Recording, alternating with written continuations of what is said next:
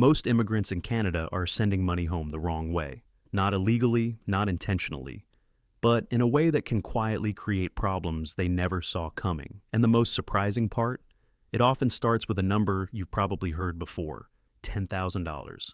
Now, here's the truth. There is no single $10,000 rule in Canada. There are actually multiple rules connected to that number. Different rules, different systems, different consequences, and today, I'm going to break them down for you in simple, clear language.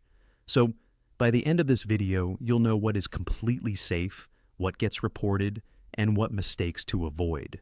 So, you can keep supporting your family without stress. Let me start with something important. Sending money home is normal. It's responsible.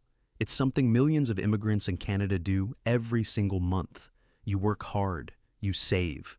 You send money to your parents, your siblings, or your family back home. There is nothing wrong with that. But here's where confusion starts. People hear things like, don't send more than $10,000, or you'll get flagged, or the government is watching. And suddenly, fear replaces clarity. So, let's remove that confusion. Because in Canada, the system is not built to punish you for sending money. It's built to track large or unusual financial activity. And once you understand how it works, everything becomes much simpler. In Canada, financial reporting is handled by the Financial Transactions and Reports Analysis Center of Canada. Here's the rule. If you deposit or send $10,000 or more in cash in a single transaction, the bank or money service must file something called a large cash transaction report. Now, listen carefully. This is not illegal. You don't fill out anything. You don't get in trouble. The bank does it automatically. It's just a record. Let's take a simple example. Ahmed walks into a bank in Toronto and deposits $12,000 in cash. The bank files a report.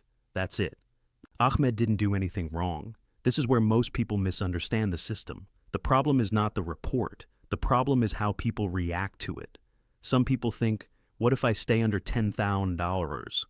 So instead of sending a large amount, they break it into smaller pieces. $4,000 today, $3,000 tomorrow, $3,000 the next day. Sounds safe, right? Not really. Banks don't just look at single transactions. They look at patterns. If multiple transactions happen within a short time, especially within 24 hours, and they appear connected, they can still be treated as one and reported. So trying to stay under the limit can actually create more attention, not less. Not because you're doing something wrong, but because the behavior looks unusual. Now, let's talk about sending money outside Canada. If you send $10,000 or more to another country, that transaction can also be reported by banks or money transfer services. Again, this is not illegal. This is normal. Canada does not stop you from sending money. It simply creates a record of large financial activity. Now, here's the most important rule, and the one almost nobody talks about. Suspicious transaction reporting. There is no minimum amount here. Even a $500 transfer can be reported. Why? Because it's not about the amount. It's about the pattern. If your activity looks unusual, like sudden large transfers, inconsistent behavior, or transactions that don't match your financial profile, institutions can file a report. This is called a suspicious transaction report. It doesn't mean you did something wrong. It simply means the activity needs a closer look. Now, let's talk about something most immigrants don't even realize exists. If you live in Canada and you are a tax resident, and you own foreign assets worth more than $100,000, you may need to report them to the Canada Revenue Agency using Form T-135. This includes things like foreign bank accounts, investments, or property held for income. This is not about sending money. This is about what you own outside Canada. And the key number here is $100,000, not $10,000. Now, let's answer the question that's probably in your mind. Can sending money affect your immigration status? Here's the honest answer. No. Sending money home does not trigger immigration action. In Canada, immigration enforcement is handled by the Canada Border Services Agency, and they do not act just because you sent money. So, when does it become a problem? Only in serious situations like fraud, money laundering, misrepresentation, or undeclared income. These are legal issues, and legal issues can affect immigration. But sending money to your family, that's normal, that's safe. That's something the system expects. So let's be clear. Helping your parents, safe. Supporting your family, normal. Sending money honestly, completely fine. The real risk is not the transfer. The real risk is not understanding how the system works. So, let's make this practical. What should you actually do? First, use digital transfers whenever possible. Instead of carrying large amounts of cash, use bank transfers, debit cards, or trusted apps. This creates a clean and traceable record. Second, don't try to avoid reporting. If a transaction is large, let it be large. Let the bank do its job. Trying to break it up can create more questions. Third, keep records. Always save receipts, dates, amounts, and recipient details. Think of this as your financial history. Fourth, be consistent.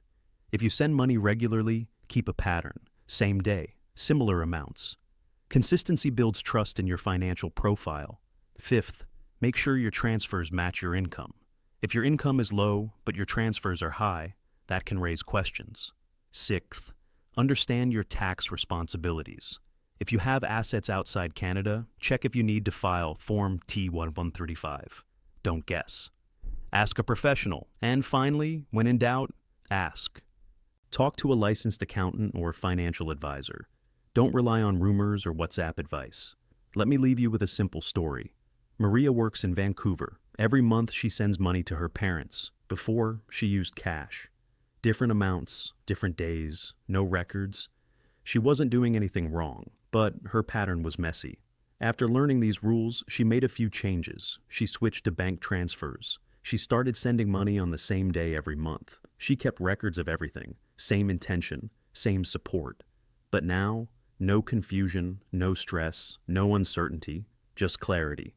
And that's the goal of this video. Not to scare you, but to protect you with knowledge. If this helped you, share it with someone who sends money home.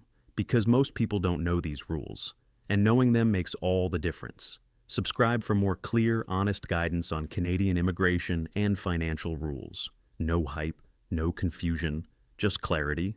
I'll see you in the next video.